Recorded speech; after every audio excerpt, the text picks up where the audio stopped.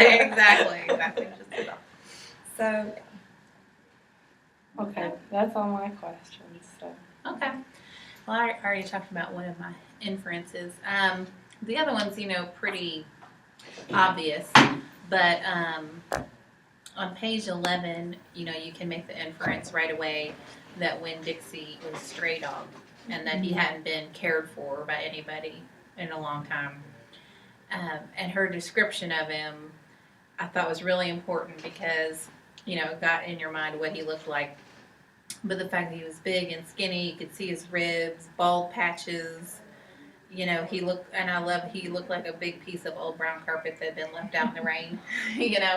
So right away you can infer that he has not been taken care of for a long time. You don't know if ever or what, but you can infer definitely that he's, like you said, an orphan dog that hasn't been cared for in a while.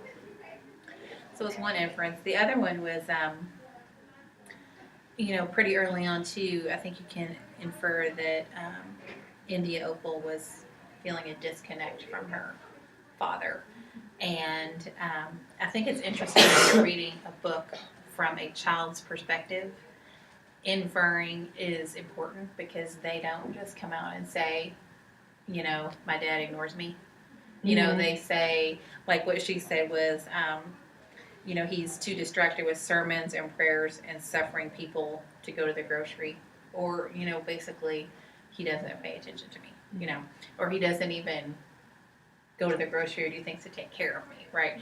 So I thought it was interesting all through this, like when she's talking about her mom and her dad and stuff, she doesn't always just come out and say, my mom abandoned me, or, whatever. There's a lot of inferences of how you can understand how she's feeling.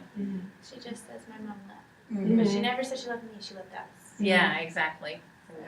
I think reading the relationship between the Opal and her dad, and this was one of the worst things, because it's not like, I feel like he wanted to show her that he really loved her, but he didn't know how.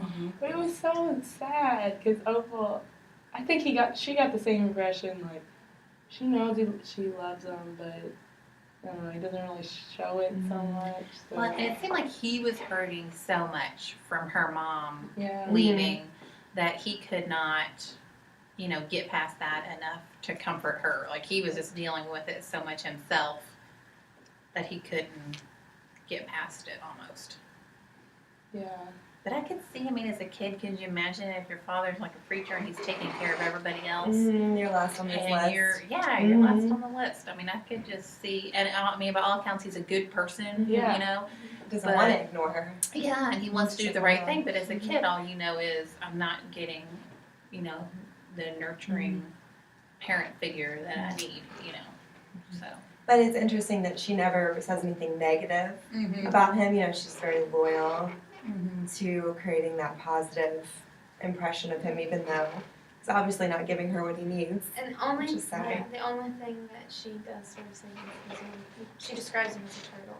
Yeah, that's right. But I thought that was super cute. But it I wasn't really got mean. that. It was just sort of like, oh, he's a turtle. This is his personality. Yeah. He goes into a shell. Yeah. And then he pokes his head out. I could really get a picture of him from that. It's like, oh, I totally can see him now. Right. It's sort of cool.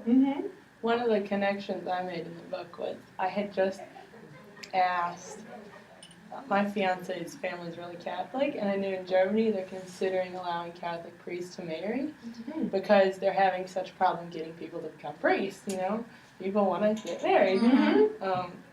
So I asked him what he thought about that, and he said that he doesn't think you could really devote enough time to both the family and your parishioners to effectively do both. And I don't know, in a way this book kind of demonstrated that. I thought, like that, because I'd never thought of it that way, and it was interesting to see that. Wow, I wonder, because a lot of faiths do allow their leaders to marry, so I wonder, if that's really true, Well, but you have to think of the fact that a lot of jobs require, teaching. Right. Or my dad worked till 7:30 or 8 o'clock every night when I was a kid, and never once did I feel, that he wasn't there for me emotionally, or you know, just thinking back on my childhood, it was never like, where was he? He was always there You when knew he he needed was. to be there, Mhm. you know?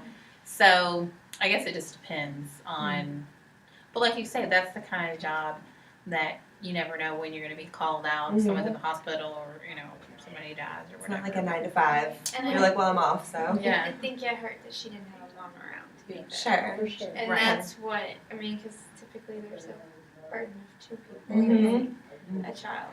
Well, that's In not some- in necessarily some true cases, anymore, no, you know. but- Family can be But in anything. some cases, especially like with ministers and stuff like that, you typically see Mhm. the wife, you see the minister's wife, very present. So she actually sort of had to take on the caregiver role to him. She had a really interesting impression of her mom, I thought. Yes. I was really interested to read about that because it was like, you know, she just wanted to learn 10 things about her mom. That's all she Loved wanted to that, know. Yeah. And I thought he told her really good Mm-hmm. things, you know. But still, from those 10 things, she thought she was going to be able to recognize her. You know, and as the book kind of went on, she realized that wasn't really necessarily true. Yeah. Yeah. Okay. So do you have visualizations? I do, my wonderful artwork. I know you guys are going to be so impressed. This is Winn Dixie, also known as Rabbit Fox. I really liked this image of Want me to get a close-up? Opal giving Winn Dixie a bath because it symbolized like the turning point between like Winn Dixie being the stray dog that she could have just said, okay, you know, I'm gonna take you out of the Winn Dixie so you don't go to the pound, but I could just, you know, let you go. But this is really when she took ownership and they just began to develop a bond. And then I mean, that's like the kiddie swimming pool, and I really got a strong image of that when I was Right. reading that she was taking a bath in the kiddie swimming pool. And I can't draw people at all, so I just didn't. Right. Exactly, dog. She went to get a bar of soap or Yeah, something. exactly. She's Oh, off Dixie's screen. in the pool. But Winn Yeah. Dixie is in the pool, and there's the trailer in the corner. When I was little, we lived next to a daycare in a kind of rural area, and I guess we kind of over time figured out that people would just drop their animals off at daycares and assume like, oh, well, there's a lot of kids here. So Oh it's my the gosh. total No one work. will take them because the daycare wasn't always there, but once it opened, like animals would just show up like frequently. But one of them was a cat, and he was looking pretty beat up by the time he got over to us, and you know, just fur kind of falling out, kind of like when Dixie was describing. He was super skinny, and the moment we said, fine, we'll keep him, and it's not like we were going to keep him inside. He was an outdoor kid. Mhm. But somehow he figured it out, and he just got fat all of a sudden. So fat. He's like, where has this been all my life? Yeah. He was like, all right, I'm home. Yeah. But Go store up. You never know when your Yeah, next meal's coming. Right? Full advantage of the Yeah. fact that you're placing that food outside. Yeah. Well, I really had a connection to Winn Dixie as a stray because I have 2 cats and they're like my babies. You know, like I'm so like embarrassed when I love my cats, but they were both strays. And Mr. Whiskers, who I've had for 5 years, I found him in our apartment parking lot, covered in blood, like very skinny, and like I just like crouched down. I was like, "Come here, little kitty," and he jumped up on my lap, and I was like, "Well, I guess I'm gonna Yeah, I guess take you're you mine. home now." So I gave him a bath in the bathroom sink because I couldn't let him run around being all. He just got in a fight, you know, and he had scratches and scabs all over him, and so I really connected to that scene too. I mean, it was probably a lot grosser in mine because he like shook and there was like bloody hair all over the walls, and it was Yeah. really gross. And I've had him ever since, and he's really fat too now. But that probably is when you took ownership. You know, Yeah. when you were like, okay, I'm fixing you. Because if you you're know? gonna give a cat a bath, you have to like really love that cat. Like Yes, it's because not they gonna are be not pretty. happy. No, not happy at all. Yeah. Here's my other visualization. This is Winn Dixie in the supermarket when you first meet Winn Dixie. Oh, yeah. And I try to make a mess as much as possible because Winn Dixie is kind of a mess. Mm-hmm. And Opal is kind of a mess. And Mm-hmm. everybody in this story is kind of a mess. Yeah, so they are. I thought that was- Yeah, That's that poor true. grocery manager. Yeah. I mean, I guess I would have been mad too if that was my grocery store. Like, Yeah. get this dang dog out of here. Yeah. And then when she was like, his name's Winn Dixie, really? it Right, is. totally that. As long as you're taking him out of here, I don't Mhm. care. I have a friend whose dog actually did get into the grocery store. Lovely. Followed her in, and her name is Honey. Mhm. And they knew Honey because she would go in and not with the dog, but she would go in to get her like cheese or